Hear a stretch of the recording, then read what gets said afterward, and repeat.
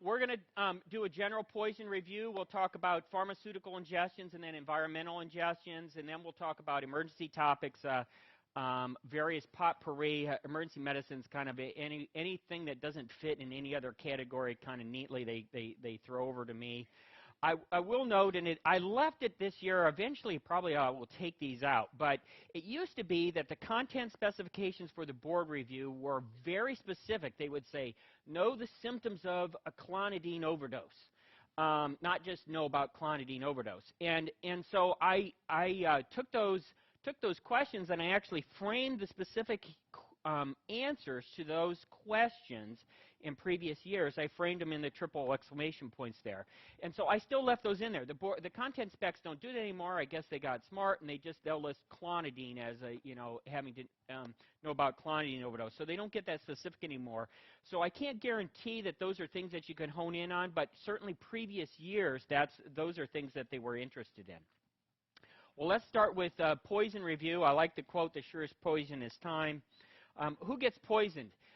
The review of poisoning in the United States is always a couple of years behind in terms of the report because it takes a while for them to collect the data. And so from 2010, which was this year's report, there were 2.4 million events, and almost 50% of them were less than 66 years of age. Peaks are 1 to 2 years of age, so pediatric age group. Majority occur at home. Fortunately, the majority involve one substance, and most of them aren't very serious, and they can be managed at home. The most common poisons, we have two groups, the less than 5 years of age and then the adolescent ingestions. As far as the adolescent ingestion go, about a quarter of them are intentional. The more common ones are acetaminophen, antidepressants, alcohol. And then for the pediatric less than 5, we see this list here: cosmetics, lipstick, mascara, analgesics, cleaning substances, and then you can look at the list. What I find to be interesting, just of note, cold and cough preps. I've been doing this lecture for quite some time now, and cold and cough preps used to be like 4 or 5. And since the AAP several years ago gave the recommendation about cold and cough medicines, you see it dropping down the list. I assume that people don't have it in their homes as much. Well, how do we care for pediatric ingestions? For the most part, if you think of it as a non-toxic ingestion, you should tell the family to call poison control. Most of the kids get observed at home. I'm going to mention Ipecac because that used to be a big thing many years ago. Again, 3/4 of these can be handled at home, and then obviously all the others need to be evaluated either in the office or ED. You should know that one of the resources that you have is your poison control center. It's good for ingestion identification, dosage toxicity, how much is really going to harm this child, signs and symptoms of toxicity, recommendations for home care, and recommendations for if I have a difficult ingestion in the ED and we don't have a toxicologist immediately available at our hospital, I can call poison control and they can give me management recommendations. Poison prevention, and I'm sure you'll get this in your preventative pediatric portion of your lecture in terms of anticipatory guidance, but you should discuss the storage of poisonous substances at the 6-month-old or 6-month well child visit just before the child gets mobile. The other thing they wanted you to know about was that there are a number of different poison preventative efforts that have had a significant impact in the years, not just education, but other things in the years to decrease the amount of poisoning. One of those particularly is child-proof caps. Well, let's hit the meat of the lecture, which is approach to the poison patient. Now, this is going to be initially an unknown poison, because those are the ones that are the most difficult. So you have someone come in who took something, whether it be a pill, he's acting funny, you think that the child has an ingestion. A little bit different than, okay, he ate 5 acetaminophen pills. The first thing we want to talk about is how to identify the poison, and certainly your history, your physical. I want to talk just a little bit about toxidrome and testing, and then we'll talk about treatment, which is pretty standard and straightforward in terms of ABCs, etc. Well, let's talk about history. Fairly straightforward. What? The parents may need to do a search of the home or the grandparents' home. Have them bring the container if possible. Do a medicine cabinet manifest. I see i.e. what's in the medicine cabinet. when was a child unobserved? When could he have taken this is important in terms of when to expect symptoms. How in terms of route exposure. How much. Just of note, we always look for the worst case scenario because you obviously don't want to underestimate the amount of substance ingested. So I always, if there's 10 pills missing, I assume the kid took 10 pills. Of note, in terms of liquid medicine, the average swallow of a young child is about 5 to 10 cc's. Of an older child is 10 to 15 cc's. So if they come in and say, I only took a swallow, you can get a guesstimate as to about how much volume that is. In terms of physical exam, there's other things that are helpful: heart rate, respiratory rate, blood pressure, neurostatus, pupillary findings, breath, odor, skin temperature, color, diaphoresis. I gave you a few mnemonics here that if you're really into poisoning, you can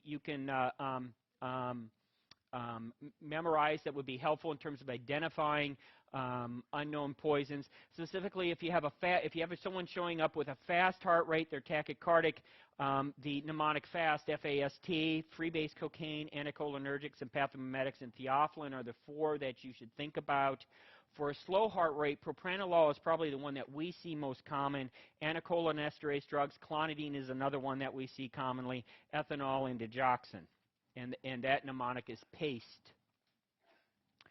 If you have someone that shows up with small pupils, COPS is what I use, and I don't even know if this show is on anymore on Fox, but COPS is the mnemonic we use. Cholinergics are clonidine for the C. Opiates are organophosphates, phenothiazine, pilocarpine, sedatives. Those all will give you small pupils.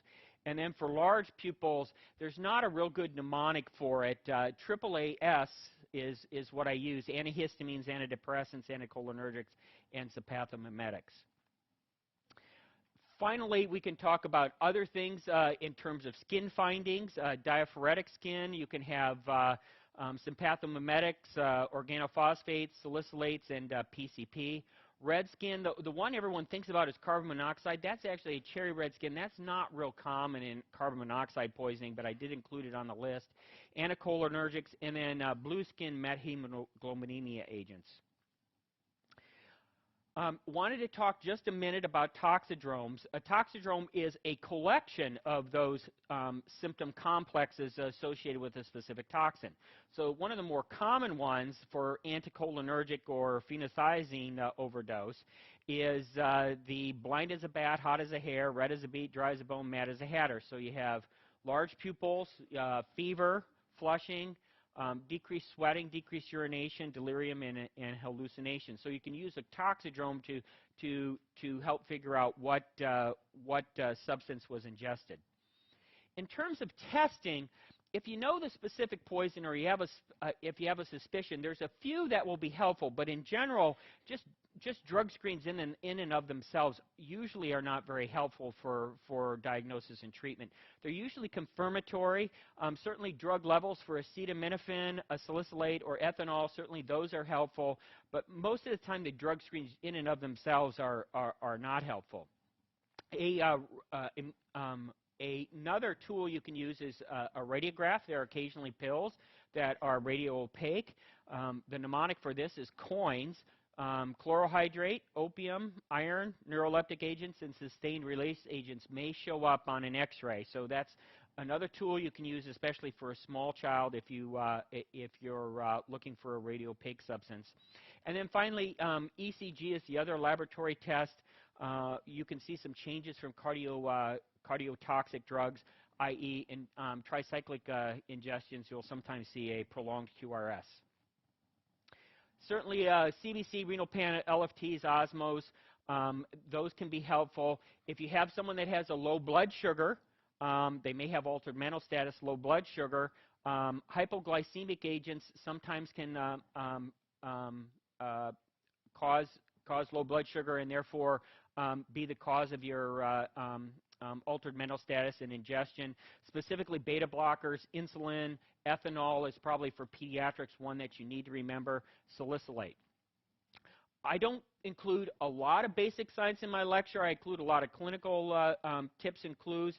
I did want to mention a couple of calculations to you, specifically your osmolar gap, which is the measured minus the calculated osmoles here. So you measure your osmol and then you calculate your osmol via the formula here.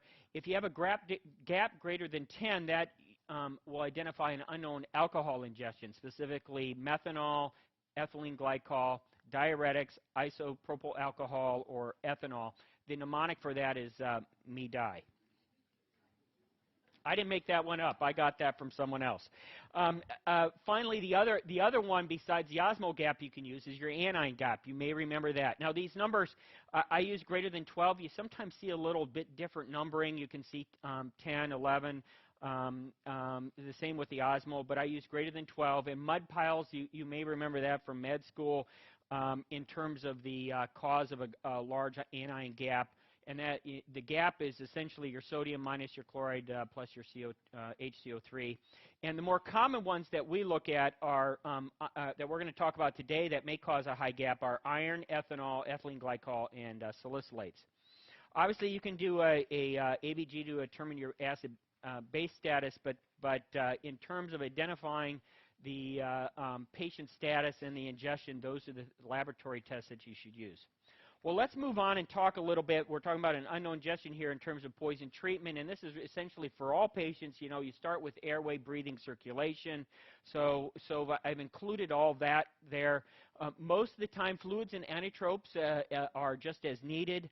For ingestions, is a little bit special piece in terms of getting to the D when we look at decontamination for skin or GI ingestions, and don't, which is dextrose, oxygen, naloxone, and thiamine. Obviously, the dextrose is for patients who might be hypoglycemic, O2 for hypoxemic patients. Narcotic overdoses get Narcan, and then thiamine for ethanol abuse. We don't usually see that in pediatrics, but I did include it. Let's move on and talk about decontamination. For dermal decontamination, you should remove the clothing and wash the skin with water and then soap with water. Obviously, you should protect yourself at the same time if it's a toxic substance. For ocular exposures, the solution to the pollution is dilution, i.e., you want to make sure that you irrigate the eyes with copious amounts of normal saline. We actually switched, I left this, we actually recently switched to lactated ringers, just as note, because the pH is a little bit better. It doesn't sting the eyes as much as saline does. And respiratory, obviously, move the patient to fresh air. Shouldn't be a problem if the patient's in the ED. GI decontamination is probably one of the most common things that we'll use, but we use it actually relatively uncommonly.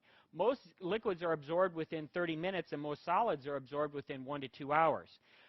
You know, our choices are ipecac, gastric lavage, activated charcoal, and cathartics. Those are the four main choices we have. I'm not going to talk about whole bowel irrigation. That's for special ingestions. You sometimes can consider that. I mentioned ipecac because it was on the contact specs for a long time. It used to be in the 80s and previously that you had ipecac at home. You were recommended to give ipecac at home if your child ingested something. You caused poison control. They would tell you to give ipecac. These kids would come in vomiting. Or if they presented to the ED, we would give them ipecac. Well, evidence-based medicine came along, looked at the practice, and actually figured out that ipecac really wasn't that effective in terms of preventing hospital admissions, significant side effects, etc. So we feel that it's ineffective, no home use, rarely used in the hospital situation, and you can see here 0.02% of ingestions received ipecac. If you have a very, very large, very, very toxic ingestion without any other therapy, it may be of some benefit if you get it quickly. Activated charcoal. Now, we do use this still for some of our patients, but again, only 3% of the ingestions in 2010 received activated charcoal. The idea with charcoal is that it absorbs the ingested substance and decreases bioavailability. We think there may be some benefit if the patient has ingested a potentially toxic amount within the past hour. In special situations, they sometimes will even consider giving Q4, Q6 doses or repeated doses. Complications with activated charcoal: pulmonary aspiration, emesis, constipation. Contraindications, hydrocarbons, corrosives, ileus, compromised airways. These are the drugs that you would not want to use or you would not want to use activated charcoal with. And if you think about it, things you find in your garage generally are not things that charcoal is going to be effective for. Things you find in your medicine cabinet, charcoal may have some benefit for. Now, there are a few exceptions to that, iron pills being one of them. But that's how you can kind of get an idea of whether charcoal may be helpful or not. Gastric lavage. Used to be, teenagers came in, they got a nose hose, got their, quote, stomach pumped out, and we do that very, very rarely these days. Usually only do it in older children and adults if it's within a very short time since the life-threatening ingestion. And by the way, if you lavage someone out and you don't get any pill fragments, it's not a diagnostic test, meaning that just because you didn't get pill fragments doesn't mean that they got a didn't get a toxic ingestion. There's obviously complications to this in terms of pulmonary aspiration. There are definite contraindications, acids and alkalis, sharp ingestions, altered mental status. We don't usually gastric lavage people very much anymore. Cathartics, not commonly used either. The idea is if you add a cathartic, it may decrease the GI transit time, i.e. decreasing absorption and decreasing bioavailability. A cathartic alone is never recommended. There really isn't any studies to show improved outcome. So the routine use is generally discouraged. Well, those are the tools that we can use for patients who have an ingestion. Now I'd like to go specifically to the specific ingestions, and we'll start with the pharmacy and talk about acetaminophen, which if you're going to get one on your test may be the most likely one because it's one of the more common ones. It's obviously one of the most commonly used analgesics. It's very rapidly absorbed, peak plasma levels within about an hour. It's metabolized in the liver using glutathione, and this is the normal pathway of metabolism where you get a non-toxic metabolite. What happens in a acetaminophen overdose is that the glutathione stores here get depleted. And because they get depleted, you can no longer go down the regular pathway, and therefore it produces toxic metabolites and causes significant liver necrosis. So this is how acetaminophen can be a very significant toxin.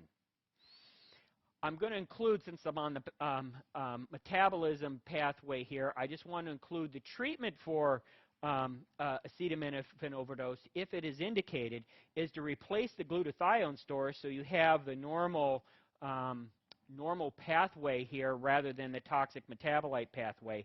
And we use N-acetylcysteine to replace those glutathione stores. So that's why you give N-acetylcysteine in certain cases of acetaminophen overdose, is to prevent those toxic metabolites. Well, what is a toxic overdose? Well, I'm going to concentrate on acute overdoses because those are the most straightforward. Minimum toxic dose is usually around 150 milligrams per kilo. That number can see various numbers in the literature, but 150 per kilo is one of the more commonly seen numbers. For adolescents and adults, commonly they'll use 7.5 grams. That's a little bit different than a chronic toxic dose. Obviously, you can take a subtherapeutic level, i.e. 150 per kilo for greater than 2 days. 4 grams a day for 2 days may put you at risk for a chronic toxic overdose. Well, let's talk about symptoms. In the first 24 hours, usually there's just GI symptoms. So you get GI irritation from all these pills in your gut. So you get nausea, vomiting. Your LFTs are going to be normal. The next 24 to 48 hours, you have a latent period, and that's essentially you've recovered from the GI irritation, and the toxic metabolites are doing their work. You may, during this time, have just a little bit of right upper quadrant pain. Your LFTs certainly may be rising. Then in 72 to 96 hours, you're going to get your hepatic failure where the toxic metabolites have done their job. You're going to get peak symptoms in terms of hepatic failure. You may have significant coagulopathy. And if you survive this with supportive care, then in 4 to 14 days, it's going to take you a while to recover. Usually the symptoms resolve if you can support them effectively enough. Well, how do we manage these patients? Well, activated charcoal, if it's within an hour of ingestion, still is recommended. We then use acetaminophen levels, and we have a nomogram that we use which is for single acute acetaminophen overdose. It's not for a chronic overdose. It's for a one-time overdose. And we usually like to measure take the first measurement, although you can do it earlier. The first measurement of the graph that's standard is at 4 hours post-ingestion. You should remember, while the patient's asymptomatic, just because they're asymptomatic doesn't mean that there's not anything happening. They certainly could be developing liver toxicity. So this is the Rumick-Matthew nomogram, and I want to explain this nomogram a little bit. So what you do is, this is your x-axis is your hours after ingestion, and then you have your acetaminophen level. At 4 hours post-ingestion, if you're in this area here, below the line here, then you're unlikely to have hepatic toxicity. And so usually therapy is not needed, and assuming that your history is appropriate, et cetera, normally you can send these patients home. If you're above this line, and especially if you're above the second line here, you have a 60% chance of hepatic toxicity. So what we normally do is, if you're above the lower line, or if you have significant symptoms, you're going to get treated. So and again, I want to remind you, this is not for chronic overdoses where someone's been taking a large dose for 3 or 4 days. It's for just a single acute episode. So what do we use? We talked about the N-acetylcysteine. For toxic levels or hepatic toxicity, you treat until the acetaminophen levels are near 0. ALT is normalizing and the patient is clinically well. They used to give N-acetylcysteine orally, and in fact, when where I worked, we had a teenager who came in and says, with repetitive ingestions, she says, I like my N-acetylcysteine with orange juice because it didn't taste very good. But they now have an IV form, used it in Europe first, now in the United States, and that's what we standardly will use. Ideally, you want to administer it within 8 hours of the ingestion. Certainly, if it's a little bit later in the course, I would consider administering it, but you like to get it within 8 hours. And then obviously follow your liver function studies and LFTs. Obviously, with acetaminophen ingestion, you should also consider co-ingestions, especially if it's an adolescent. Well, let's move on and talk about anticholinergic toxicity. Specifically, diphenhydramine is probably one of the more common ones. Symptoms, that toxidrome we talked about before in terms of hyperthermia, mydriasis, flushing, decreased sweat, urine, agitation, seizures. The treatment for anticholinergic toxicity is activated charcoal if the mental status is appropriate. It tends to have an increased GI transit time, and therefore activated charcoal may have some effect as opposed to other ingestions. Supportive care, in past they've talked about using physostigmine, but for the most part it is supportive care. Antihypertensives, clonidine.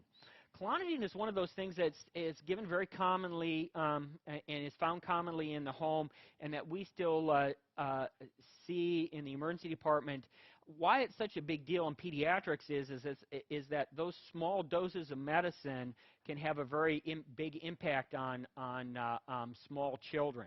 And children tend to be very sensitive to it. 0.1 milligrams can cause significant toxicity. The symptoms usually develop very rapidly within an hour. The symptoms are similar to a narcotic overdose in terms of apnea, bradycardia, hypotension, lethargy. Remember, COPS, the C is clonidine, so meiosis or small pupils. One of the things they wanted you to know in previous years was that it could cause transient hypertension. You would normally expect hypotension in these patients. Treatment, because it's such a rapid absorption and symptoms, usually gastric decontamination is usually not helpful unless there's other ingestions. What you want to do is get a blood gas to evaluate their blood gas status in terms of their acidosis, and supportive care, intubation if necessary if they're apneic, blood pressure support in terms of fluid and in terms of dopamine or pressures. pressors. You could, in previous years, we talked about using some Narcan or naloxone. That maybe that might have some effect. But in general, if you just provide standard supportive care for these kids, the ingestion will usually resolve within 24 hours. We did recently have an ingestion of clonidine in our within our area, and the mother put the child to bed after the ingestion, not realizing that the child ingested something, and found the child expired, and it was a very unfortunate case. But clonidine is one of those things that can be a very significant ingestion. Cold medicines. They wanted me a few years ago to add this. I'm just regurgitating what the AAP and the FDA have, which is the AAP says no use in less than 6 years of age. The FDA says no use less than 2 years of age. Now, the advisory committee voted no use less than 6. But the official FDA word was less than 2. Well, what did the drug manufacturers do? Of course, no one's consistent. Do not use in children under the age of 4, I believe, is what you see on most of the bottles. The reason that there was a switch was lack of evidence for efficacy and toxicity. Here's the list of cold medicines that were commonly on the market and that were commonly used either single or in combination. Obviously, it has significant potential adverse effects in terms of tachycardia, apnea, significant dysrhythmias. And so these are the reasons why when they looked at the literature or looked at the data and looked at how frequently that these occurred, that they decided to make that move. I wanted to also just mention a little bit about complementary and alternative medicine, specifically herbals. Now, I cannot sit here it would take me 2 hours to talk about herbals in and of themselves in terms of the different herbals and the different effects they have. So I mentioned a few of the more common herbals that we see. It is a very common practice. Up to 50% of your patients may be getting an herbal, and here are a few of the side effects that they can cause. What I really wanted just to bring to your attention is there's little FDA regulation of herbals. It's difficult to determine the cause of toxicity because there's no standards in terms of herbal preparation. So what did they really get and how much is very difficult to determine sometimes. I just wanted to key you in. You should ask. One of the things you need to ask about is if they're on alternative medicines, and the effects, the toxicity effects that you may see may be due to the medicine itself, or it may be its interaction with the other medicines that the child is on. Well, let's move on. Going alphabetically, we're now at ibuprofen. Fortunately, with ibuprofen, side effects are rare. Greater than 400 milligrams per kilo can cause serious toxicity, so that's a pretty good dose. If you've got a 10-kilo kid, that's 4 grams. That's, 20 pills? So that's a pretty significant amount. Nausea, vomiting, GI distress is more commonly seen initially. Certainly drowsiness, lethargy, ataxia, some CNS effects. The big things have to do with coma, seizures, and renal failure in terms of whacking your kidneys. Now, it is fortunately fairly rare that you have a child who will ingest a significant amount of ibuprofen to have significant toxicity. The treatment for it is activated charcoal and supportive care. Monitoring the renal function is what you would most commonly want to do, along with the acid-base status. Iron ingestion. Common cause of serious toxicity. Very toxic drug. One that we commonly use in the home. Either you've got anemic children who have iron, you have iron at home, or worse, pregnant mothers who have iron tablets at home because they have a very large amount of elemental iron in them. Pathophysiology, there are two. One is iron is very corrosive to the GI tract. So if you have a very significant iron ingestion, you'll get a corrosive effect to the gastric and the intestinal mucosa. When it gets absorbed, it has a very negative effect on your metabolism, causing mitochondrial and cell dysfunction, causes capillary leak with third spacing and significant hypotension. A toxic dose of elemental iron is greater than 60 milligrams per kilo, usually can cause significant toxicity. The 20 to 60 milligrams per kilo is kind of the gray area where you may or may not see symptoms. Less than 20 per kilo is usually asymptomatic. Well, iron has a very similar course to acetaminophen, and I've laid out that course there. The first stage is the GI stage, which lasts 30 minutes to 6 hours. That's where you get the nausea, vomiting, abdominal pain. You'll actually get bloody diarrhea or hematemesis for very large ingestions, and this is due to direct damage to the GI mucosa. You'll then have a little bit of phase of stability, 6 to 12 hours, and then you'll have significant systemic toxicity where you'll get significant cardiovascular collapse and severe metabolic acidosis. You go on to develop hepatic toxicity, and then if you survive with supportive care, you may get GI and pyloric scarring later on down the road as this direct damage to the mucosa will then heal and scar. I put a mnemonic there just to help remind you of the stages, and it's iron, which is indigestion, which refers to the GI stage, recovery, and then stage 3 and 4 is oh my gosh in terms of that's where everything goes to heck, and then narrowing. Evaluation of iron toxicity. I mentioned a deferoxamine challenge because in the, quote, old days, that's what they recommended. You would give someone an IM injection of deferoxamine, and you'd look for a vin rosé urine. This is supposed to be my vin rosé urine there, which would be the complex that's excreted in the urine. Unfortunately, that's a very unreliable indicator, and obviously we have much better tools now, specifically iron levels. Radiographs, not helpful in liquid preps and in chewable vitamins. Sometimes they're not visible on the radiograph. Prenatal vitamins usually are visible on radiographs, so a radiograph may help you confirm the ingestion. A iron level at 4 hours is the best way to determine whether or not you've got a significant ingestion. Less than 350 micrograms per deciliter usually is minimal toxicity. 350 to 500 you may have GI symptoms, and greater than 500 you look to have the more severe symptoms. How do we treat iron toxicity? Supportive and symptomatic care. Consider, I didn't mention whole bowel irrigation. That would be one time when you might want to consider whole bowel irrigation, where you're going to put an NG down and essentially irrigate the GI tract with Go Lightly. If there's a Bezor pills in the stomach, you can even consider endoscopic removal of those pills by your GI doc. We do have an antidote in deferoxamine. We give it IV. We give it for moderate or severe symptoms regardless of the iron level, so there's no nomogram to use.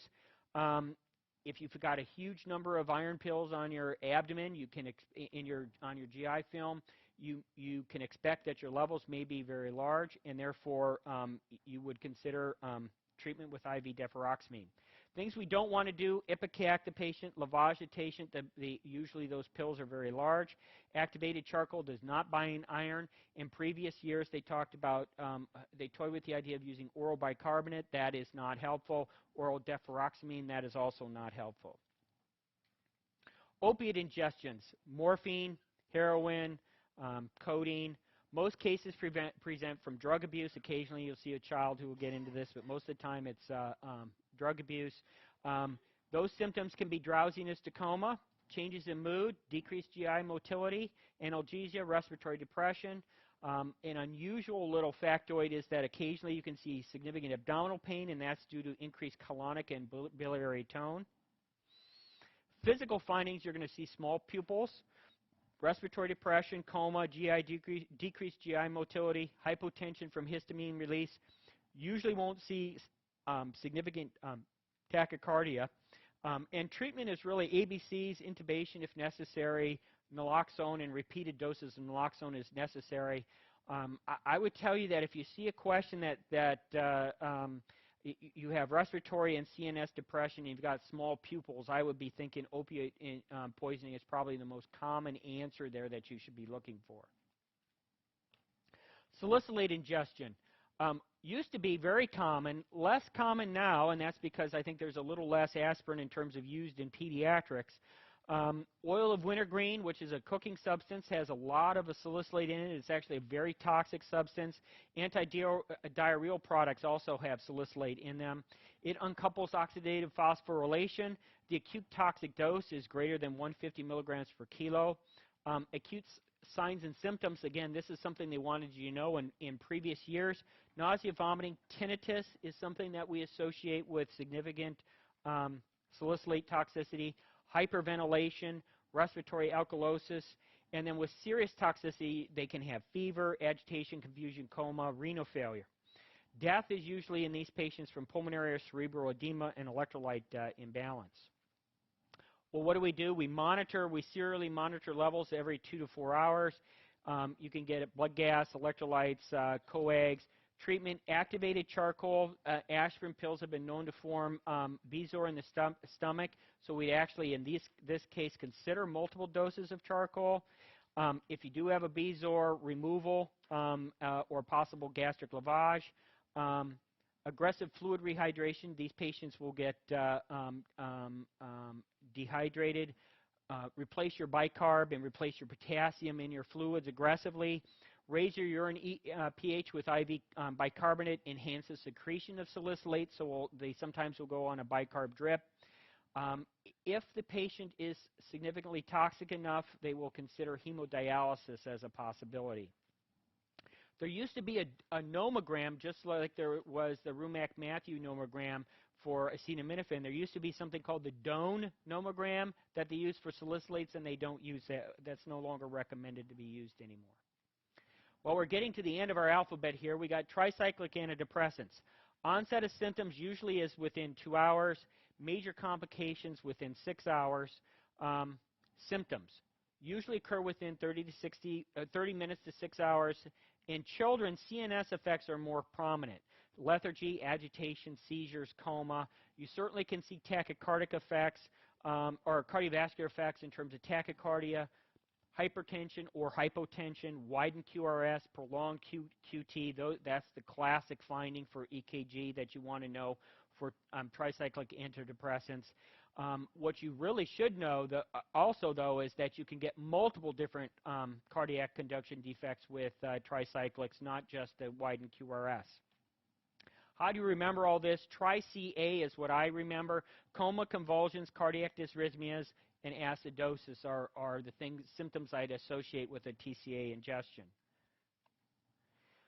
The workup, these patients can become hypokalemic. You want to make sure you get a BMP. Your standard for an adolescent, you'd want to screen for pregnancy, urine toxin or urine screen for other toxins, and then I would get my other drug levels, because a lot of times, at least for an adolescent, if this is a suicide gesture or attempt, you're going to want to look for other co-ingestions. The treatments, ABC, charcoal. This is a tricyclic. This is also an ingestion that we will consider alkalinizing the serum with sodium bicarb to prevent dysrhythmias. We generally recommend treating the dysrhythmias with lidocaine. And for the younger child, you should remember that if you are going to prescribe, let me rephrase that. If a patient is going to go on tricyclic medication and there is a younger sibling in the household, you put that younger sibling at risk for an ingestion. And so one of the dangers that they wanted to know in the past was this in terms of prescribing tricyclics to teenagers. Well, I'd like to move on and talk about environmental ingestions now that we went through the drug ingestions. Specifically, carbon monoxide is the first one. Colorless, odorless gas. Carbon monoxide reversibly binds to one of the hemoglobin's 4 O2 binding sites. This impairs O2 release at the tissues. In other words, the carboxyhemoglobin hangs on to O2 that would normally be released to the tissues. In other words, it shifts the dissociation curve to the left. Essentially, the O2 carrying capacity is limited, and the O2 release to the tissues is limited. And here's the graph that shows the partial pressure of O2 and how at various saturations of hemoglobin, how that will be negatively affected. So symptoms: headache, dizziness, nausea, malaise. i.e. flu symptoms, and one of the worst ED nightmares is for family to come in the middle of the winter using a space heater. You don't do a full history. The whole family's got the flu, send them home, and then reports, of them family being found dead, a day later from a malfunctioning space heater. So you have to be clued into the fact that this sometimes can look like other diseases and be aware of that. Some patients may show vomiting, ataxia, seizures, coma, death. Obviously, those patients are fairly significantly affected. There are few specific physical findings. The cherry red skin is usually not of diagnostic value. Well, laboratory evaluation, you do a carbon monoxide concentration greater than 15 to 20%. You will usually begin to be symptomatic. Pulse oximetry, by the way, in these patients most likely will be normal. Treatment is high flow O2. That's what you have to remember for carbon monoxide exposures. A half-life in room air of carbon monoxide in your system is 5 hours. A half-life on 100% oxygen is 30 to 90 minutes. Cardiac monitoring is important in these patients. You want to correct anemia to improve your oxygen carrying capacity. Certainly treat any metabolic acidosis that occur. People certainly think, and the more glamorous thing with carbon monoxide poisoning is hyperbaric therapy. While we still use hyperbaric therapy, it's a little bit of a controversy as to which patients you should, quote, dive. Certainly pregnant patients and neonatal patients may benefit from hyperbaric therapy. You should also, if this is a carbon monoxide exposure from a closed space fire, the other thing you have to consider is other exposures, i.e. cyanide from the plastics that have burned. Well, caustic ingestions. Alkali agents and acidic agents, they wanted you to know very specifically about what could cause these type of ingestions. So specifically, oven and drain cleaners in your home were a risk for alkali agent exposure. Hair relaxer, bleach, automatic dishwasher detergent. The one that we've seen most common, I shouldn't say most commonly, but the one that we've seen recently I was talking about at lunch was the laundry packets they now have that are in those plastic, and they have kind of like a liquid in them, a brightly colored like orange or green liquid in them. And we've actually had some kids who've had, generally laundry detergent in and of itself isn't a big deal, but we've actually had inhalation of it because the kids are chewing on it and it explodes and they inhale it, and they came in with actually stridor and hoarseness. So anyway, alkali agents usually are tasteless. Can cause very significant liquefaction necrosis, which is severe and deep. Usually we think about the GI tract, usually not the airway, although it can be, but usually the GI tract. Of note, 5% bleach, household bleach is 5%, and the reason it's 5% is not only is that a dose that's reasonably effective in terms of cleaning, or concentration that's reasonably effective while cleaning, but it's also only an irritant, meaning that 5% bleach, which children may ingest, will sometimes cause some GI symptoms, but it's usually not going to cause very severe burns. Moving on to the acidic agents, toilet bowl cleaner, grout cleaner, rust remover, metal cleaners. For some reason, they wanted you to know about gun bluing, which helped keep the metal nice and blue. And if you've got guns, those are all very acidic agents. They're very bitter. Fortunately, they cause a little more superficial burns. The mucosa is a little more resistant. You certainly can get thick eschar formation. They did want you to know in past years that hydrochloric or sulfuric acid actually could cause minimal oral burns, and you can see significant lower GI burns or significant gastritis. And so just because you see no oral burns doesn't mean that the child isn't at risk for significant burns elsewhere. Signs and symptoms are pretty straightforward. You're going to see drooling, refusal to drink. You may see, in terms of physical findings, you may see the burns. They're not going to want to eat. If there was a respiratory exposure, you may see some stridor and respiratory distress. The child, if it's old enough, may complain of chest or abdominal pain. And in very, very significant ingestions, you can get hypotension and metabolic acidosis. Well, the workup. If you're completely asymptomatic, usually that means there's little or no injury and there's really nothing you need to do. But you do need to remember that just because the patient doesn't have oral lesions doesn't mean that they can't have a severe esophageal burn or gastric burn. Those patients, again, should have other symptoms, though. They should have chest pain, they should be refusing to drink, etc. So your standard workup here in terms of chest x-ray, belly film, lights, CBC, and in terms of treatment, obviously if they had clothing that was contaminated, you want to remove that, rinse the patient's skin. For those patients with respiratory distress, early intubation. I included this because Nelson's mentioned it, and that is acutely dilute with water or milk. Now, usually we don't do that, but it was in Nelson's. I would normally recommend keeping the patient MPO. IV, and don't forget analgesia.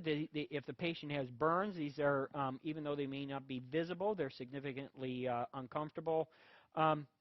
Usually for those patients that have significant burns with the caustic exposure, you're going to want a scope to determine the level and significance of the burn. Admission to the hospital for complications. Usually we don't treat with steroids. That's been discussed in the past. Now, a couple of caveats. We do not want to neutralize the burn. So if someone took acidic, we don't want to do this chemistry experiment where we would give them some bicarb and kablooey. No gastric lavage, no activated charcoal. There really isn't any other treatment other than supportive. Complications, obviously, the burns can lead to, besides necrosis and esophagitis, if they perforate, you can get significant mediastinitis. When they heal, they can form strictures, so later on they may need to be evaluated with an upper GI. A specific note about hydrochloric and sulfuric acids. We talked about they can cause severe gastritis, all without a mouth burn. So you need to be very careful about those patients, and if they have any symptoms at all, they need to be scoped and evaluated. Moving on to foreign body. Now, I did pick a specific foreign body consistent with the Dallas area here. Generally 6 months to 3 years of age. Those are the kids that are putting stuff in their mouth and choking on them. Coins are the most common thing that we see. It can be lodged in three areas. One is the upper esophageal sphincter, the aortic arch here, and then the lower esophageal sphincter. Those are the three areas. 30% of them can be asymptomatic. You should take all seriously. Drooling, dysphagia, most common symptoms. Sometimes if it's up high, you're going to get choking, gagging, vomiting. Obviously, if it's in the airway, you're going to get cough, stridor. Patient may just complain of pain in the neck, throat, or chest. Well, diagnosis. If it's a radiopaque object, obviously a radiograph will help you here. Generally, coins will be flat on AP if it's in the esophagus. If it's in the trachea, it's supposed to be on edge. Radiolucent objects are a little more difficult. You can consider CT or a contrast esophagram.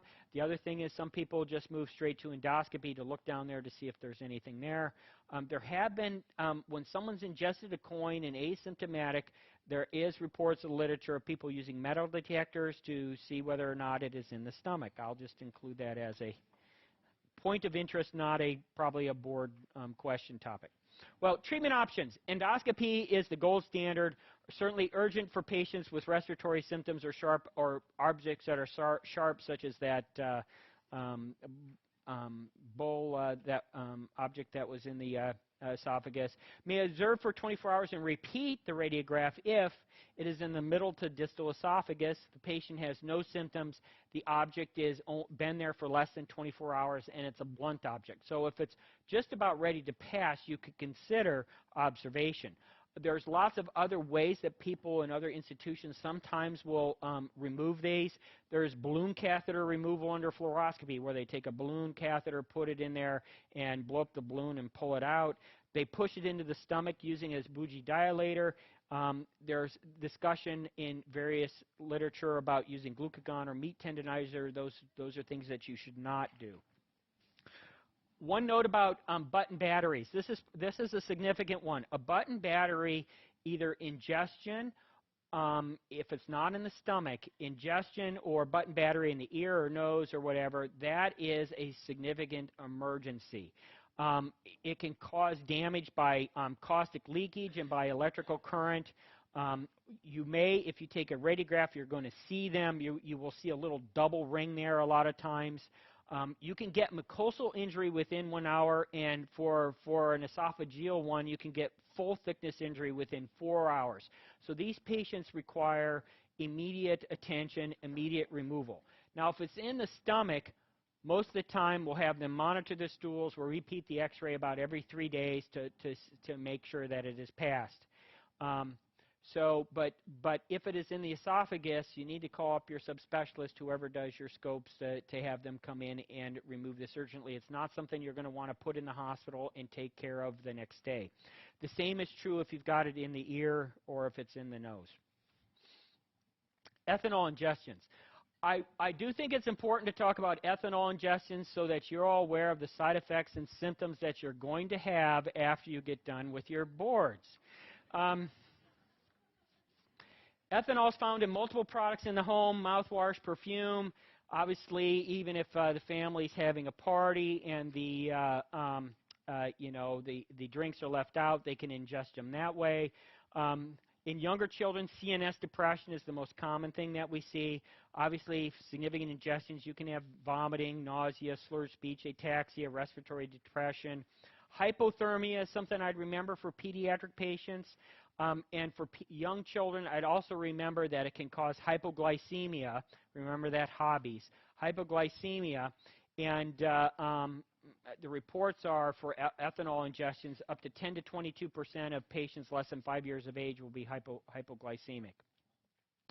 Ethanol levels, the way we diagnose this, fairly standard. You can use an increased gap. That would be for other types of alcohol ingestions, not ethanol. Treatment is ABCs, IV fluids. You treat the hypoglycemia. If they're hypokalemic, you want to treat that. For ethanol ingestions alone, we do not recommend it. Activated charcoal. If it's an adolescent who may have a co-ingestion, depending on the patient's mental status and concern for other drugs and what they may be, you would consider activated charcoal. Hemodialysis for ethanol ingestions, rarely used. You need to make sure, since they're hypothermic, you need to make sure if they may be hypothermic, to apply rewarming measures.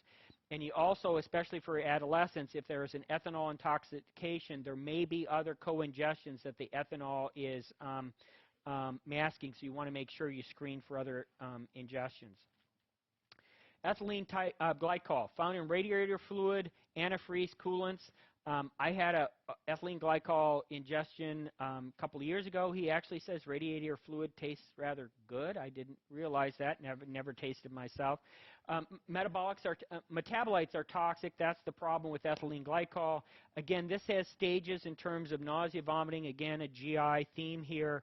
The second stage, which occurs in about 12 to 36 hours, is tachypnea cyanosis. You can get pulmonary edema, ARDS, death, and then in a couple of days you can develop cerebral edema. Renal failure is one of the more common things we worry about with these ingestions. Diagnosis: increased osmolar gap, so a greater than 10 gap. I mentioned that before with ethanol. A greater than 10 gap identifies unknown alcohol ingestions. Urine, actually, for ethylene glycol may fluoresce under a Woods lamp. Treatment: ethylene glycol found in the garage. Charcoal of little value. Treat the metabolic acidosis with sodium bicarb. You treat if they're hypocalcemic, which is another side effect. You can treat that with IV calcium. And then antidotes. There are two antidotes. We used to use IV ethanol, real pain to give, real pain to monitor.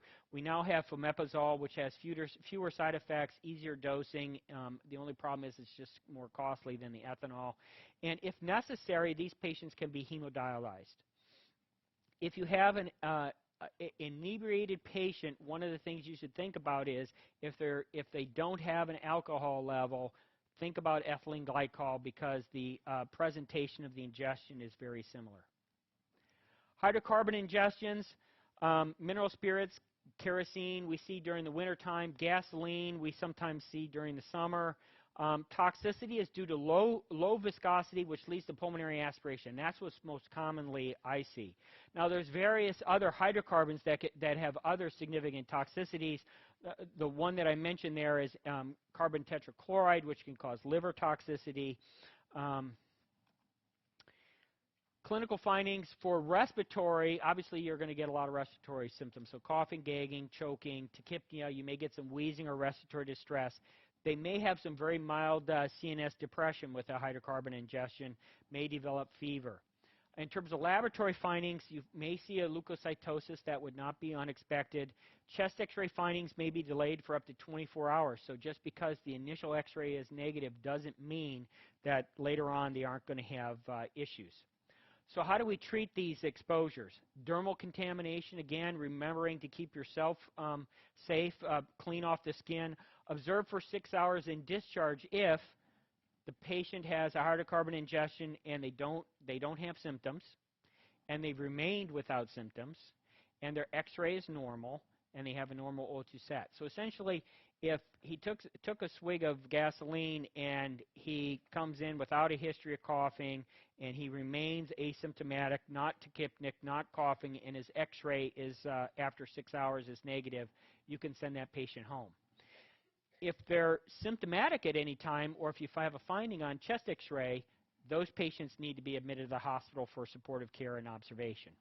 I've listed here the obvious things that don't help. Ipecac, again, gastric lavage, again, found in the garage, not helpful. Activated charcoal, or I'm sorry, steroids used to be discussed as a possibility, usually not helpful, usually don't start prophylactic antibiotics. Organophosphate exposure, specifically pesticides. The problem here is that organophosphates bind to cholinesterase, leading to excess acetylcholine. The bond can become permanent over 2 to 3 days. Weeks to months are required for the regeneration of these enzymes, so it can be a real problem. Thanks to the Department of Washington Health Department, this is your normal pathway where acetylcholine goes over and stimulates your receptor. You normally have acetylcholinesterase, which breaks down your acetylcholine, and therefore you no longer are stimulating your postsynaptic neuron. In organophosphate poisoning, what happens is the organophosphate binds to the acetylcholinesterase, and therefore you get continued postsynaptic stimulation. So symptoms. Remember, we talked about the anticholinergic crisis. This is now cholinergic crisis. So dumbbells, and it's somewhat the opposite. Remember, we talked about decreased urination and sweating. We have diarrhea, urination, meiosis, so small pupils, bronchorrhea, emesis, lacrimation, salivation. Dumbbells is the mnemonic for those. The symptoms certainly can vary by age. Children are more likely to present with the altered mental status, which is on the right side here, coma, confusion. They may present with seizures. They may not present with these classic findings. There's not a lot of laboratory help for you.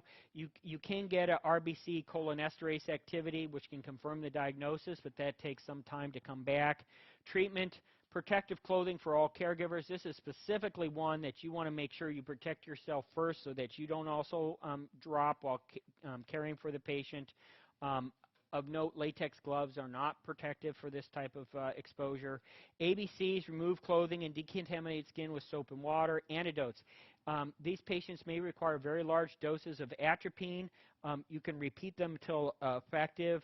2-PAM is also a antidote that can be used, and in the mass destruction poisoning kits that they have in various cities, there's a lot of either atropine or the 2-PAM.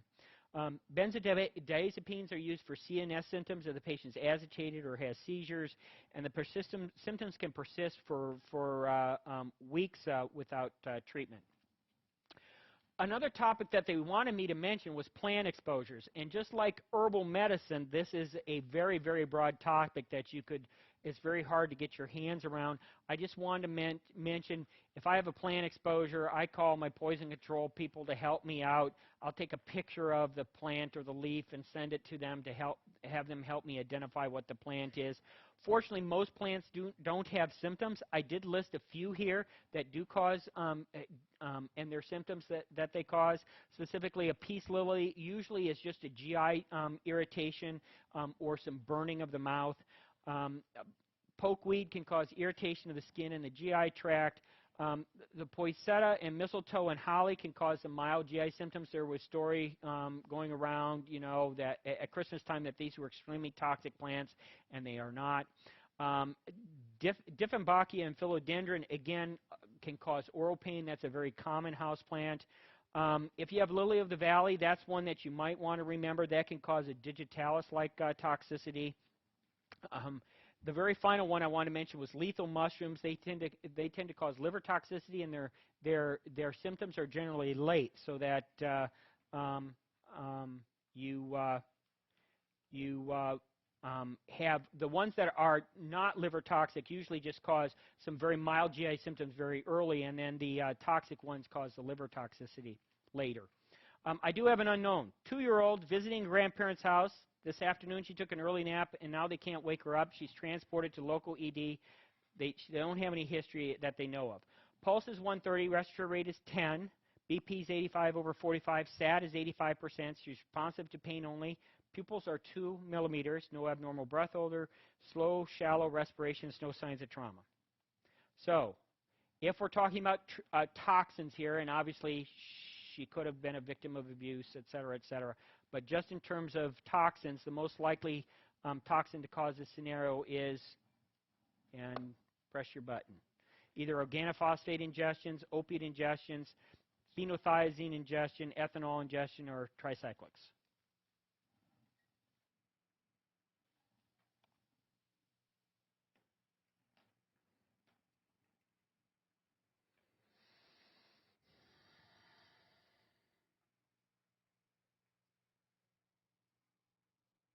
And remember, I talked about respiratory depression, meiosis, got to be thinking about altered mental status, got to be thinking about narcotic overdose. So opiate ingestion is the most likely cause. I now move on to my next topic, and that was we finally plowed through all of that. And I do want to just add now a little bit of humor. Top 10 ED chief complaints. And I want to do, I've presented this for several years. This is from the literature, if you can believe that. I do this with respect in terms of I love taking care of my patients. I don't care if they come to the emergency department. I do have a little enjoyment occasionally for some of the things that they come to the ED for. So someone actually put this in the literature. Drank the dog's milk from the dog's nipple. Needs a circumcision because his tonsils and adenoids are so big. Problem with his manlyhood here. Sprayed hairspray all over the bathroom, then threw up from the smell. I thought that was a pretty good one. And baby is afraid of his hands. I don't even know. Like, what do you go in and do you like examine the hands, or what would you do? Okay. By the way, this is from Humor in the Peds ED by Douglas Nelson. Do want to credit him. Someone saw. Now I've seen this. Saw someone got hit by a car. I've also seen this one last year. Placed tooth on the pillow, now lodged to the right ear. Yeah.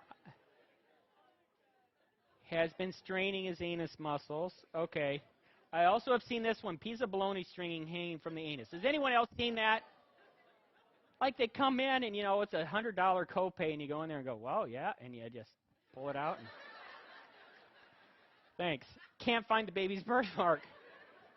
Again, well, let me check it. Maybe it moved. Yeah. Okay.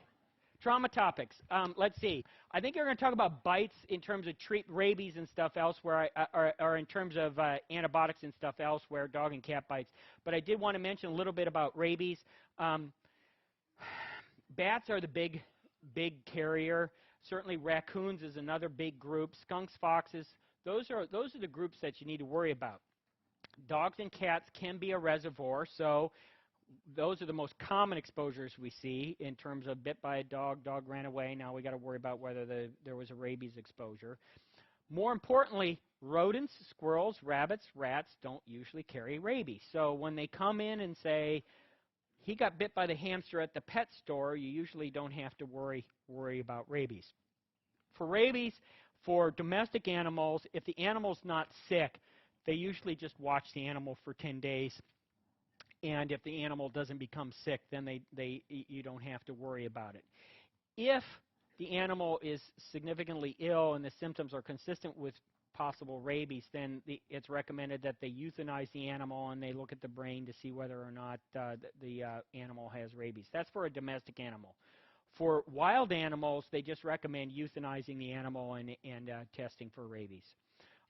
It's recommended that you contact your local health department. Rabies is not indigenous to every area in terms of what you see in your county. In terms of rabies therapy, rabies immune globulin into the wound and the rest IM. So you give as much as you calculate the dose, and you give as much as possible IM, and then you give much as possible into the wound, and then you give the rest IM. For the rabies vaccine, there are 4 doses, and this is why it's a pain for the ED at day 0, 3, 7, and 14. Now, it used to be they gave a 5th dose at day 28. Interestingly enough, little controversy a couple of years ago because they looked back and hardly anyone or very few people get the 5th shot, and no one got rabies. So they decided that 4 shots were okay. Not just a tip, not in the gluteus. They gave people vaccine in the gluteus. They ended up getting rabies, and so they recommend not in the gluteus. Of also note, bad exposure consists of bite, exposure to fluids, found sleeping in the room with a bat, or a bat in close proximity to a child. So, and you should take all of these seriously. I was telling a story of a patient who has Down syndrome, who has leukemia, who stepped on a bat that for some reason was on the ground, and we went through the normal stuff and gave him the normal stuff, and it turned out that the bat had rabies. So you should always treat these very seriously, especially if it's a bad exposure, because you never know when you're going to end up with a positive. Snake bites. 95% in the U.S. that are a problem are pit vipers, rattlesnakes, cottonmouths, copperheads. They have a triangular head, elliptical eyes, pit between the eyes and the nose. Pit viper venom causes tissue necrosis, vascular leak, and coagulopathies. It can also cause neurotoxicity. Children are a problem because they have a low mass. So, signs and symptoms usually develop fairly rapidly within 2 to 6 hours. Can cause severe muscle pain, nausea, vomiting, weakness, fasciculations, coagulation abnormalities. Treatment. Most important thing is to identify a species of snake. And so I love the story that we have where our triage nurse is at triage, and of course they brought the snake with them and pulled it out at triage. You should have heard the commotion. What the heck's going on out there? Immobilized extremity, wound pressure. You know, the old westerns they have where you have to, cut the wound open and suck out the poison is not recommended. No ice to the area. Generally IV line, coag, CBC, pain medicine if these are uncomfortable. Make sure you update their tetanus status because it's a puncture wound. And then the antivenom is available, and its use is based on the severity of the bite. So for those that are just puncture wounds but they don't have any other symptoms and the labs are all normal, they don't recommend treatment. For those that have moderate to severe symptoms, you're going to treat those. And then you have this middle ground where you may consider treatment, i.e. if you have a little bit of local swelling and you have some local pain but it doesn't seem to progress and you have normal labs. Those are patients who I might use my poison control expert to help figure out whether I need to give therapy. Two other bites I want to talk about. One is black widow. The other is brown recluse. Let's talk about the black widow first. Red-orange hourglass markings on the abdomen, found in barns, woodpiles, nests. The venom is a neurotoxin. So the things you're going to see is pain around the site, muscle cramping, chest tightness, vomiting, sweating, agitation, hypertension.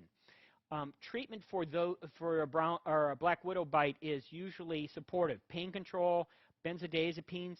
There is antivenin available if you have a very severe black widow bite. You can use antivenin. Again, I would use my poison control resource for that. They talked in the previous years about using IV calcium. That is ineffective. The symptoms, if you support the patient, the symptoms usually resolve within 24 to 48 hours. Now, the other insect or the other spider bite that you need to know about are brown recluse spiders, and this toxin works differently in terms of it's not a neurotoxin. It is a venom that lyses the cell walls. So the symptoms is initially painless, and then you get a little pain around the site, and you'll get a hemorrhagic blister to a very large ulcer. So how I would remember or distinguish between these two is you remember neurotoxin and one causes an ulcer, one has a neurotoxin. The brown recluse, the recluse has a U in it. So think of the U in the recluse for ulcer, and you'll remember what the symptom complex is. Rarely you can get other systemic symptoms from brown recluse. Usually, if they have systemic symptoms, you admit them, but usually it's local wound care is the issue for a brown recluse bite. Now, I will have to tell you that just of note, and I'm sure you talk about MRSA elsewhere, but the most common cause of spider bite in my ED is actually MRSA. You know, they all come in saying I got bit by a spider, and it's a MRSA. Burns. Second major cause of unintentional pediatric death. Fire, scalds, flame, electrical, chemical. 18% of burns are due to abuse. Prevention is the key. Keep matches out of reach. Electrical plug protector. Set your water heater to 120 to 125. Now, I said last year I was going to revise this slide, and Tommy, you need to remind me this year. Extinguish flames, like someone's going to come into the office like still burning or something. I don't know why I still left that in there. Obviously, extinguish flames. ABC. ABCs, remove clothing, wash off all chemicals if there's a chemical burn, cover the air with the burn with a clean, dry sheet. For small burns, we recommend cold, wet compresses. For large burns, we use dry dressings. Hypothermia is a problem, especially in the pediatric patient, and so we don't want to use cold, wet compresses. No grease, butter, or ointment. That's what the grandmothers always want to use. Burn classification. First, second, third degree. There's talk of fourth degree. I'm just going to mention the first three. First degree or superficial thickness is superficial red, minor swelling, resolves within a week usually. Partial thickness burn, blisters or blebs, redness, pain. They're red, they're painful. The tissue underneath is perfused. May take 1 to 3 weeks to heal. And then finally, third degree or the full thickness burn, which is dry, leathery, waxy, usually is not painful because you've killed your pain sensors, may require grafting or healing from the edges of the burn. They want you to know how to be able to calculate burn surface area. So we're going to walk you through this. The best way to do it is actually an age-appropriate burn chart. If you don't have that, there are a couple of quick, easy, dirty ways to use it. Rule of palm for the smaller children, less than 9 years of age. So you take their palm, and that's equal to about the child's palm, and that's equal to 1% of the body surface area. So you can get an idea then of how much burn the child has. For the older children, you can use the rule of nines. The rule of nines is your head and neck is 9%. Each limb, each upper limb, so your right and left arm, is each 9%. The front of your thorax and abdomen is 18. Your back is 18, and then each leg is 18%, and then your perineum is 1%. So I want to walk through that for you in terms of a patient is a 12-year-old who sustained a burn from a house fire. On exam, he has a partial thickness burn of half of the front of his abdomen and chest, and incomplete involvement of his right lower extremity. The percentage of partial thickness burn is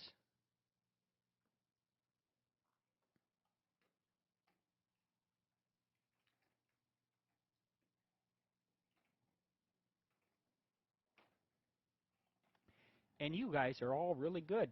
100% got it right, 27%. So minor burn care. First degree requires no therapy other than pain control generally, maybe some skin moisturizer. Partial thickness, clean with soap and water daily. Debride large or painful blisters, antibiotic ointment, bacitracin, or sulfadiazine. Dressing changes once daily, although our surgeons will sometimes let them go a couple of days. Facial burns may be left open. Don't forget about tetanus update on all of your trauma patients that potentially could have tetanus exposure. And then you reevaluate every 2 to 3 days for all partial and full thickness burns. Sometimes these burns will progress. Obviously, after the burn care has been done, you need to make sure that you avoid sunlight while they're healing. That's for minor burn care. For major burn care, you're going to look at your ABCs first. So airway control, you should consider for, especially if there's possible upper airway involvement, early intubation. Consider carbon monoxide exposure for closed house fires. IV fluids for burns for greater than 15% body surface area. So it takes about 15% before you would want to consider IV fluids. There are various formulas out there. Various surgeons have various preferences, in which case you may see something different than the Parkland formula, but that's probably the most widely known one. And the formula is 4 mLs per kilo per percent body surface area for the first 24 hours. And the way I remember 4 is burn has 4 letters. Use Ringer's lactate. Half of that volume is given in the first 8 hours, and the other half is given within 16 hours. And then you should also add maintenance rate to this volume. So I wanted to calculate out what that would be. For a 10-kilo child for a 20% burn, 4 cc's per kilo per percent burn would be 4 times 10 times 20 is 800 cc's, and you want to give half of that, or 400 mLs, in the first 8 hours, and the other half in the subsequent 16 hours, and then add your maintenance fluids. Besides IV fluids, other things you want to do, make sure you give good pain control. Again, I mentioned about tetanus. When to refer. Certainly you want to be in a pediatric institution or burn center when you have greater than 15% body surface area. For full thickness burns, greater than 2%. For inhalation injuries, we're at high risk for complication. And then larger burns of high-risk areas, and those are the face, the hands and the feet, and the perineum. And then obviously if there's a concern for abuse. Just a note about another type of burn, electrical burns. Minor electrical burns, fortunately, with household corner, most of them are asymptomatic and don't require significant evaluation. Minor cleansing and antibiotic cream. Of note, the one thing I wanted to mention was an extension cord bite, where you get burns to the oral commissure, to the sides of your mouth. Those need to be followed up with a burn surgeon because they can develop significant complication, either scarring or bleeding, and need to be followed by someone with significant burn experience. The other burn that can be very significant is a high tension or electrical wire burn. All these exposures I would consider to be serious and admit. They can cause deep muscle injury, dysrhythmias, seizures, paralysis, ocular damage, fractures, renal failures. These are usually fairly significant injuries, and they can exhibit very little tissue damage, at least on the surface, and actually have fairly significant deep tissue burns. So these patients should all be admitted and treated supportively. Near drowning, major cause of pediatric injury and death, bathtubs, pools, open bodies of water. 40% of the drownings are less than 5 years of age, males greater than females. Pool safety is a big thing, and one of my hot buttons in terms of making sure that when you talk with your families that have a pool, that they have the standalone fence around the pool, self-closing gates, locking gates, pool alarm, pool cover supervision. Pathophysiology, laryngospasm, swallowed water, loss of consciousness, vomiting, aspiration 90% of the time. You get hypoxia, obviously terminal apnea. Circulation fails within about 3 to 4 minutes, and CNS injury in 3 to 5 minutes. And this hypoxic injury causes cerebral edema, which is the most frequent cause of death.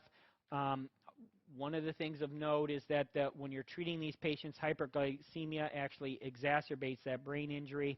The other system we have to deal with besides the brain or the CNS system is the pulmonary system, where you can get pulmonary aspiration. Usually the aspirations are fairly small. We don't usually manage saltwater and freshwater drownings differently. They both can develop ARDS and significant pulmonary edema. Hyponatremia is uncommon. Hypothermia is common. Of note, patients who survived a drowning episode or near drowning episode have been in freezing water for up to 150 minutes. But the key here is freezing water less than 5 degrees centigrade, and they had a core body temperature of less than 30 degrees centigrade. Cold water that is not freezing is not protective. So the spring drownings that we'll get a rash of 3 or 4 of them in the spring from a creek or a pool that is just being opened. Those are not freezing water drownings, and therefore they don't have any protective effect, and therefore we don't treat them differently than we do just a routine drowning. Well, treatments, ABCs, protect the C-spine if appropriate. Think about abuse. Think about a diving injury. Vomiting is common in these patients, so if they don't have their airway protected, cricoid pressure when intubating, NG tube. If you need to warm them up, warmed IV fluids, warm or 2. You can warm gastric lavage or warm bladder lavage to get them warm. For most drownings, again, you don't need to completely rewarm them. For freezing water drownings, we usually like to get the core temperature about 32 degrees centigrade before we'll stop resuscitative efforts. For all the near drownings, even if the kid seems to be okay, they need to be observed for 12 hours. They may have an initial recovery period and seem to be fine, but then have some ARDS from aspirated water. And those symptoms usually are going to develop within 8 to 12 hours. Head injury. Common pediatric complaint. Most are not serious, require observation only. Symptoms, vomiting, lethargy, headache, irritability, behavioral changes. Physical finding. I wanted to mention Cushing's triad. Impending herniation causes bradycardia, irregular respirations, and hypertension. Obviously, this is a fairly significant head injury. Other physical findings, you may just see a mild altered mental status. He's sleeping more than usual. He's not acting right. Obviously, an abnormal GCS at times. And you may see pupillary changes. And of note, they wanted you to know, at least in the past, that papilledema is actually a late finding, doesn't develop immediately. It may take hours to weeks to develop, so it's a late sign of intracranial hypertension. Obviously, when you're evaluating a head injury patient, infants, you should look for retinal hemorrhages, for abuse, look for other bruising, look for scalp swelling, and especially beware of non-frontal scalp swelling. So these, goose eggs we see on the forehead, I don't worry about so much. I do worry on other locations on the scalp. Should always palpate to make sure they don't have a step-off suggesting a depressed skull fracture. Other physical findings for the older child, look for signs of alcohol or drug abuse. You need to remember that just because there isn't signs of external head injury doesn't mean that they don't have significant brain injury. A couple of other points before we go on to how we evaluate these patients. I wanted to mention in the past they wanted you to know about temporal bone fractures and basilar skull fractures. Temporal bone fractures, usually you'll get some bleeding from the external auditory canal. You'll see a hemotympanum or blood behind the TM, hearing loss, facial paralysis. You may have CSF otorrhea or CSF leaking out of the ear canal. For basilar skull fractures, they wanted you to know about raccoon eyes, so you'll get some bruising underneath the eyes, or a post-auricular bruise, which is called a battle sign behind the ear. Both of these take hours to develop, so you may not see them acutely. Again, with basilar skull fracture, you also may see blood behind the ear and CSF otorrhea. For both of these, the best CT is the best for diagnosis. So you have a child with head injury. Who do you neuroimage? We're really in a quandary here. We have a significant push to limit our radiation exposure, especially to small children, but yet small children, infants and small children are poor historians, obviously, more difficult to evaluate, frequently asymptomatic, and obviously you may not be getting the whole story, and there may be potential for abuse and more significant injury than you thought. So I've listed 3 different categories of patients here. The first is this: you don't want to CT scan these high-risk patients, and this is taken from a prospective cohort study in the Lancet in 2009, and there are various different recommendations and different studies out there. These are the ones that I find to be the most helpful and used. So for your younger kids, certainly those that have focal neurologic signs, so those less than 2 with an acute skull fracture, if they have depressed mental status, irritability, fontanelle changes, persistent vomiting. So if they vomit once, and they otherwise 4 hours ago or 6 hours ago and have fed several times since then and been completely fine, I may not scan that patient. But the persistent vomiting I would be concerned about. Seizures, certainly those patients less than 2 that had definitive loss of consciousness. If you have a suspicion for a child abuse or an underlying condition that would predispose you to a problem, i.e. an AVM or a bleeding disorder, all those kids deserve scan. Now, if you're a little bit older, then we hone down a little bit more. You definitively need to scan those that have focal neurologic signs. I think that's a pretty straightforward. Skull fracture, especially a basilar skull fracture, altered mental status, seizures, prolonged loss of consciousness. So if you're 30 seconds or if you're 5 seconds or 10 seconds, you don't necessarily have to scan all those patients. You have a second group who, depending on the family, your capabilities in terms of what you can do if you're in the ED or your office, the availability of CT, the reliability of the family, whether they have a phone, transportation, etc. You may want to observe these patients in your office or at home, or you may want to scan these patients. So this is your intermediate group. And again, the symptoms are very much the same. Now, they do have some historical things there in terms of high-risk mechanisms. Falls greater than 3 feet, patient ejection in a motor vehicle accident out of a car, a rollover, impact injury, or death in the vehicle. All those put a smaller child at little higher risk for a intracranial problem and therefore deserves a scan. I do want to also note scalp hematoma, especially non-frontal.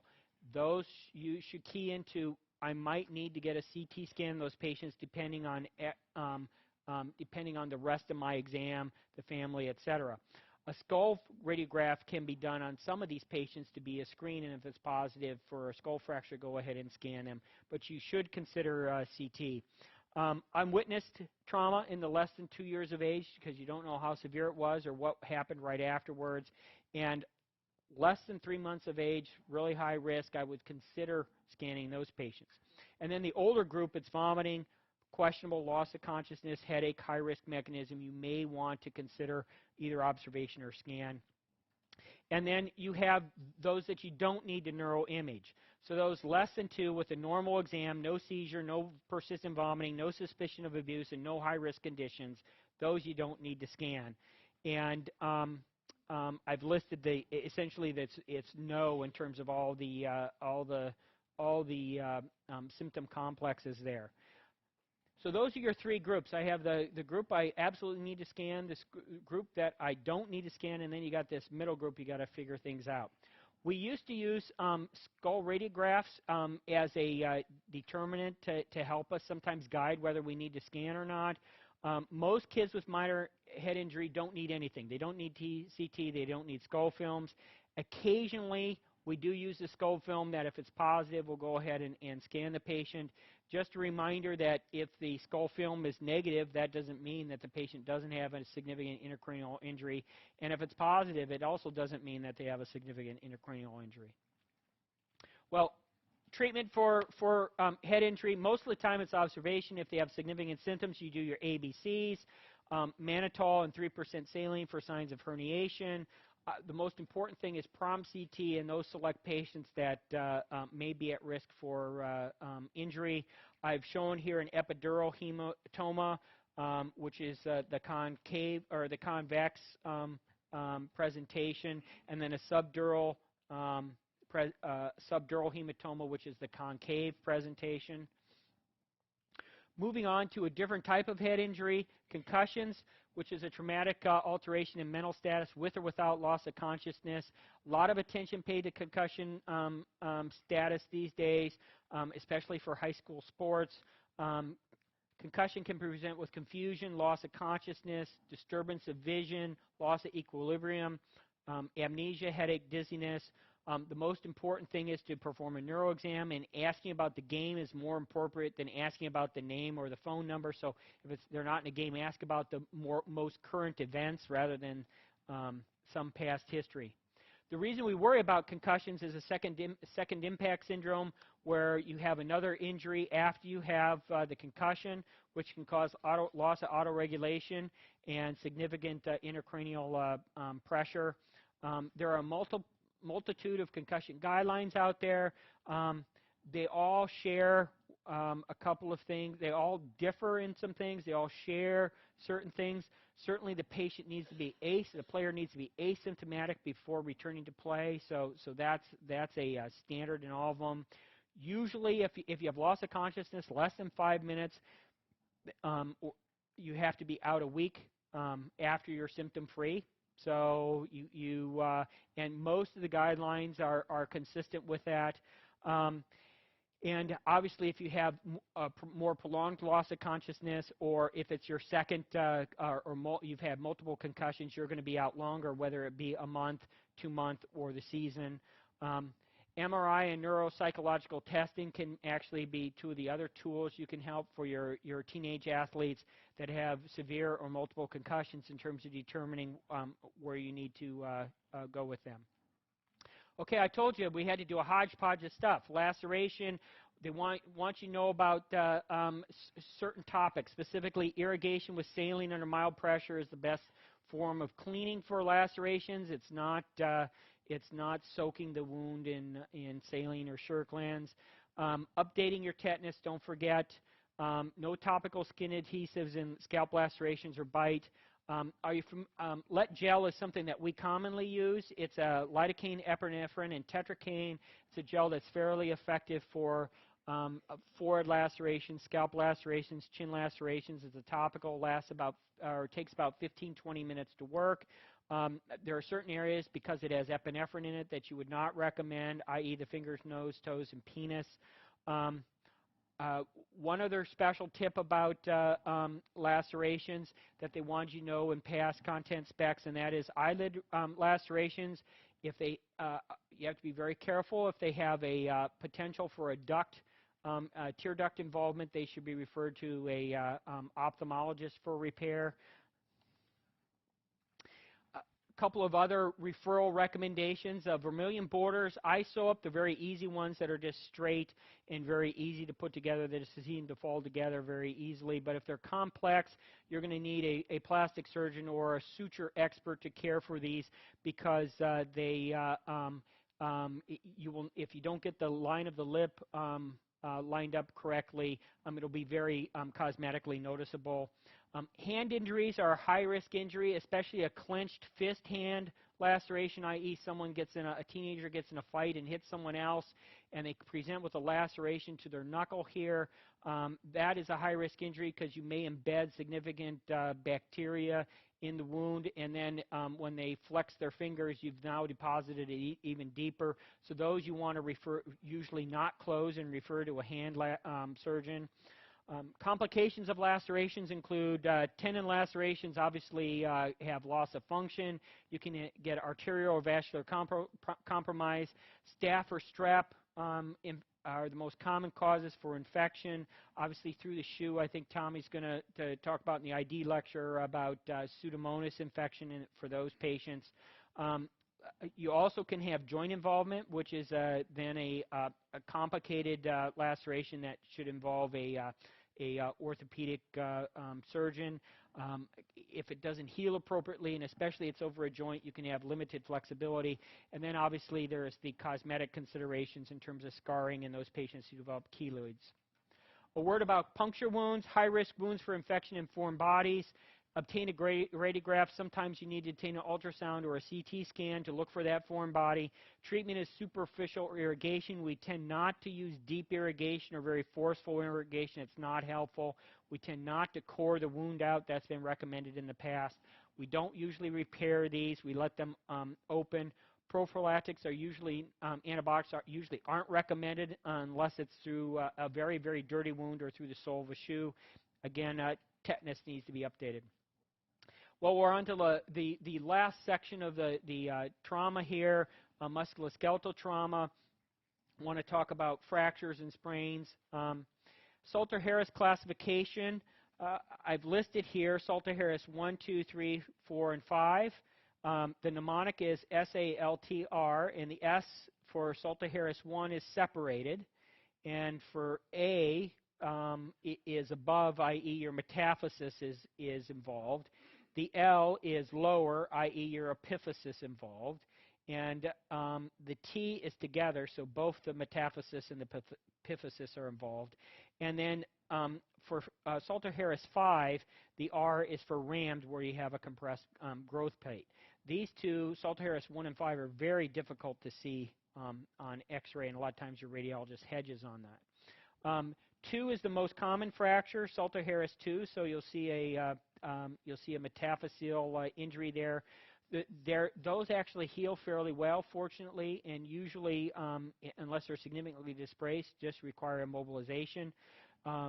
3 and 4, Salter-Harris 3 and 4, usually require an orthopedic consultation because they can have significant sequelae and complications.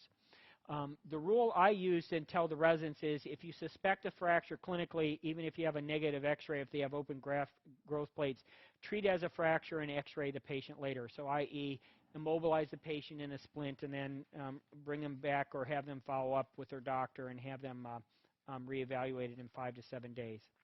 So let me see here. So what type of fracture is this here? I don't have this as a question actually, but if you look at your Salter-Harris graph here, this is a Salter-Harris 2 that we have, where you have a metaphyseal fracture here. Now we actually have a fracture here, but this is the one that I wanted to key on. This would be a Salter-Harris 2 fracture. A couple other types of fractures. Green stick fracture. You can see that, it's not the best, but if you look here, you have the cortex that's intact on one side, and on the other side it's open. And this is where the tension side, you have a fracture of the cortex, and then on the compression side, you just have a little bit of bending or plastic deformity, i.e. the fracture is really not complete through the bone. Clavicular fractures, common fracture in childhood, usually less than 10 years of age. Middle portion, third portion of the clavicle involves most of the fractures. Usually they're falling on an outstretched arm or they have direct trauma to the clavicle. Neurovascular injuries uncommon. These usually heal really well. We used to sling these. We most of the time don't do that. We put them in, a figure of 8 strap. Most of the time now we just put them in a sling for comfort for a few weeks, and within 3 to 6 weeks they heal. A torus fracture is a compression fracture of the bone that produces a torus or a buckle, and this is one that we commonly see. It's most common in the distal radial metaphysis. It heals well after 3 weeks worth of immobilization. We still cast these at our institution. Sometimes some places will actually just put them in a little one of those little pre-molded splints, and they usually heal fine. Spiral fracture has a curvilinear course, and you can kind of see here that this goes and curves around the tibia here. It's common in toddlers, but you should certainly think of abuse if you have a patient who's not walking, especially if it's a femur fracture. The twisting motion that the patient may sustain while being abused causes that type of fracture. Distal humeral fractures. Supracondylar is the most common elbow fracture. They usually fall in an outstretched hand or elbow. I commonly see them in the spring with the monkey bars. You've got kids falling off the monkey bars and they'll fall on their arm or their elbow and present with a supracondylar fracture. A posterior fat pad, which hopefully you can see here, this gray area here is the posterior fat pad, increases your suspicion for a supracondylar fracture. These can have, especially if they're displaced, a high risk for complication. You can have brachial artery injuries, median and radial nerve injuries or damage, and these you need to monitor the neurovascular status and document the neurovascular status very appropriately. Fracture complications, neurovascular compromise, especially with, as I just mentioned, the supracondylar fracture, the humerus. The other things you can see, compartment syndromes, most common with tibial fractures. You'll see the fracture causes swelling, vascular injury. That can lead to, if you have a significant enough swelling and vascular injury, lead to ischemia because the tissue blood flow is compromised. Pulses may be normal, but pain is out of control or out of proportion to the fracture and is remote to the side of the fracture. So my hand is really, or my foot is really hurting, and it's their fractured tibia. Emergent orthopedic consultation is what you need to do there, so they can measure the pressure, and sometimes they need to do a fasciotomy. One other fracture complication. It's not really a complication, but it's occult fractures that are not present on radiographs, i.e. they're not evident and you don't see them. Clues include a clinical exam that is consistent with a fracture, persistent pain, gait disturbances in young children. So we see these toddlers who have fallen. We do the X-ray; it's negative.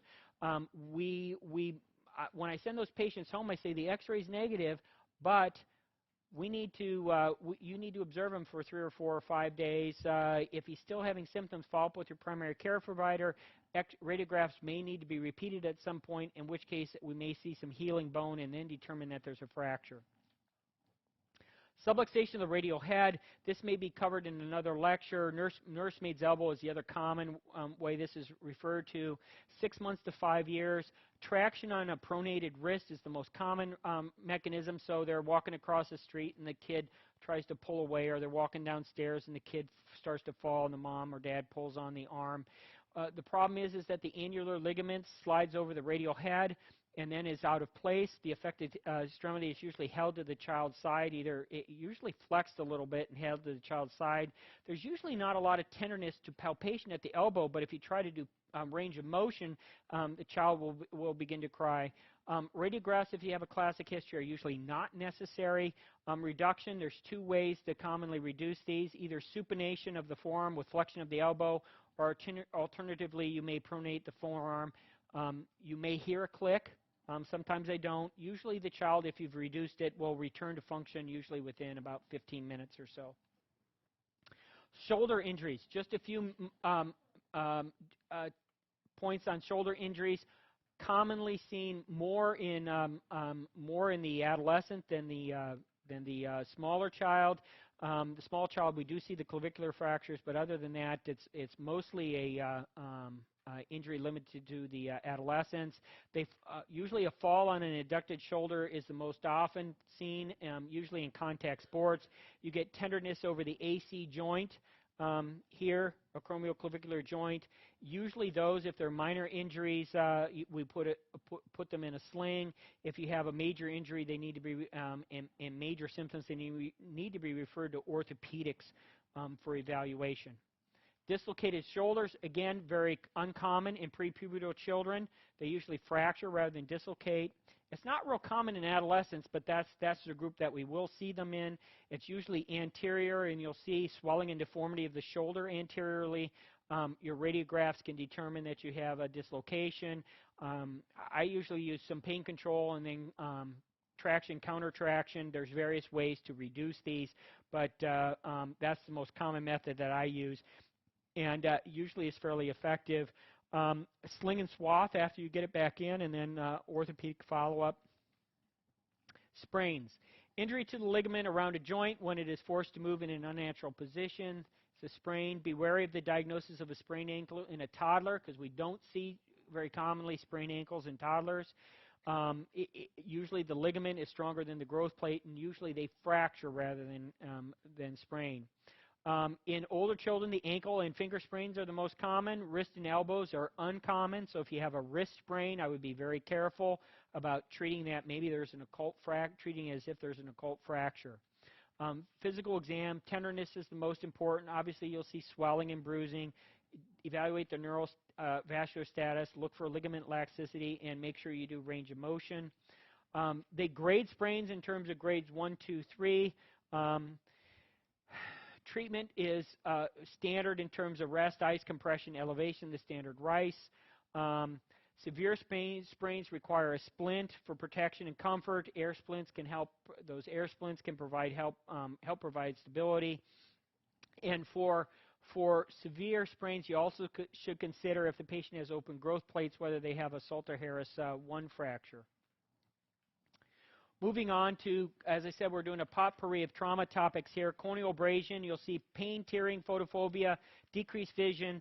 In a fussy infant, in the differential diagnosis, corneal abrasion is in that list. Diagnosis of the fluorescein dye in a Woods or slit lamp.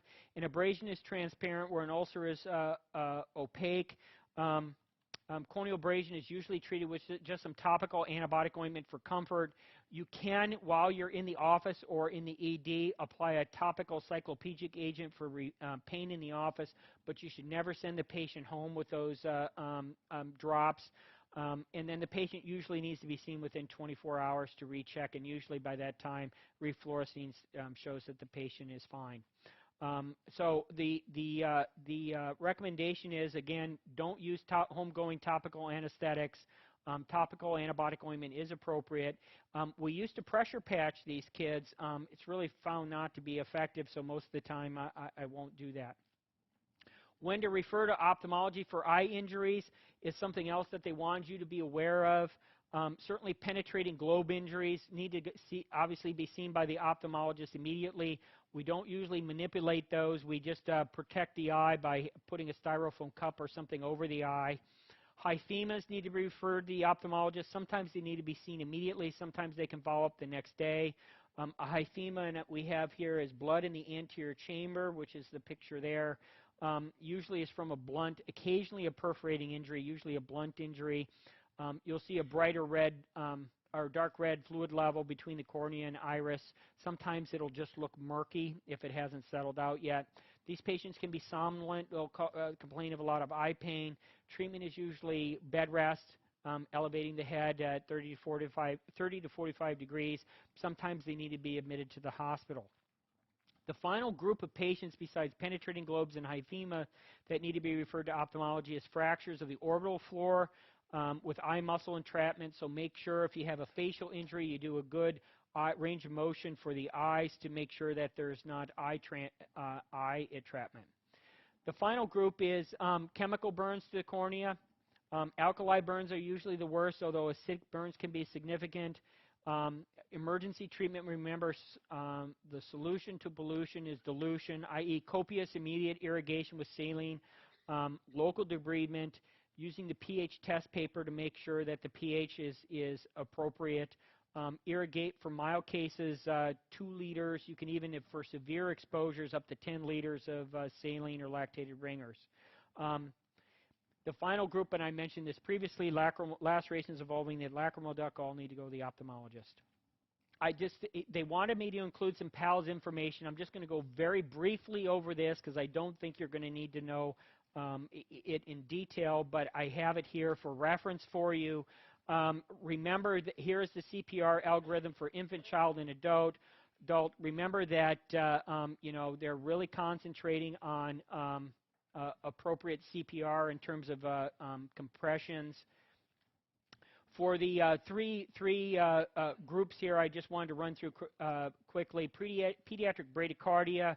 If their heart rate is less than 60 and they have cardiac compromise, obviously CPR. If you have persistent symptoms besides CPR, you're going to need some IV epi, atropine. Consider your underlying causes. Why are they bradycardic? For me, most of the time, I've got to make sure their airway is okay because that's the most common cause that I see of pediatric bradycardia. For pediatric the pulseless algorithm, VFib or VTAC, want you to think about the shock CPR drug cycle, which I have listed here. The big change this year is that or the past year or two, is that instead of doing just 2 joules per kilo, we're marching up and you're doing 2, 4, 6, 8, up to 10 joules per kilo for VFib or VTAC. And then the pulseless algorithm, which is asystole, fairly simple. CPR, epinephrine, either IV or IO. You can still recommend intratracheal epinephrine is still recommended at a 10 times dose at 0.1 milligrams per kilo, and then repeat every 3 to 5 minutes. Well, those are the topics I was supposed to cover today. As I said, it's a potpourri. I did want to mention for poison review, 2% of the poison topic, the poison lecture, 2% of the questions are going to be on your test in regards to that. And for the emergency topics, the trauma topics, and the PALS, 3% of those questions on your test are going to come from that information. So I wanted to end with, again, another little piece of humor before we go. Impossible final exams. The first one is chemistry. You must identify a poison sample that you'll find at your lab table. All necessary equipment has been provided. There are 2 beakers at your desk, one of which holds the antidote. If the wrong substance is used, it has caused instant death.